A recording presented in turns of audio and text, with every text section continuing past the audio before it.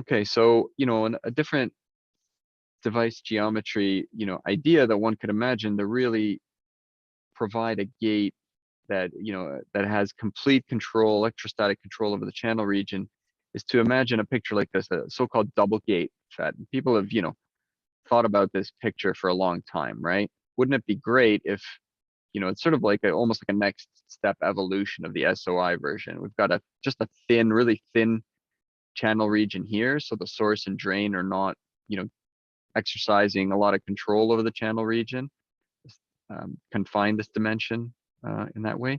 And then might as well put a gate on both sides now, by applying voltage on both sides of the channel region.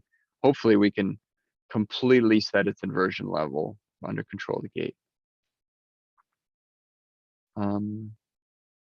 So just a quick final question I see in the chat, whether the body of NMOS transistors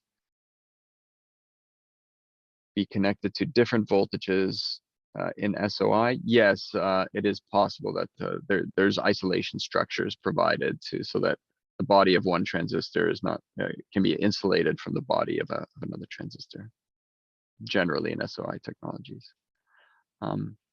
Right, so back to this picture of a double gate FET. This looks like a little like science fiction, right? At first, like, well, how could we ever do this?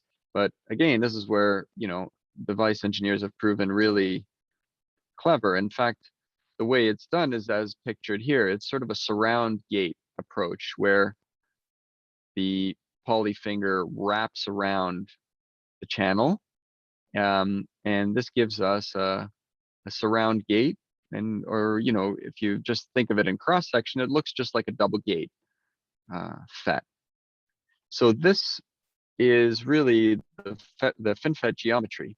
And if you think it still doesn't look like a FinFET, all you have to realize is that all you got to do is imagine turning this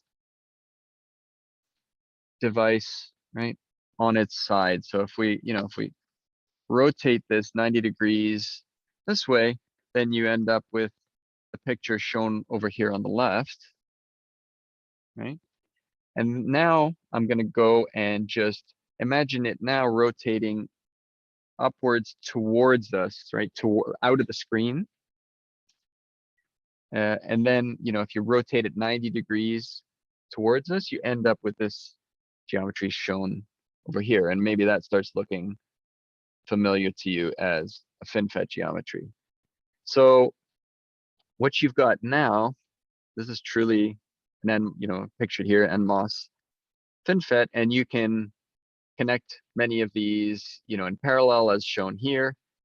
And so just keeping, it's a little bit, maybe a little bit different than what you're used to seeing with planar geometry. Keep in mind that because we've done all this flipping around and rotation, the source is now, the part of coming out of the screen.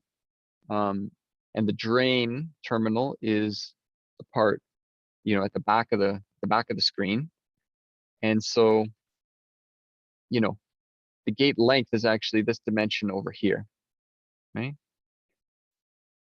And the poly finger is running back and forth across the screen in this picture here.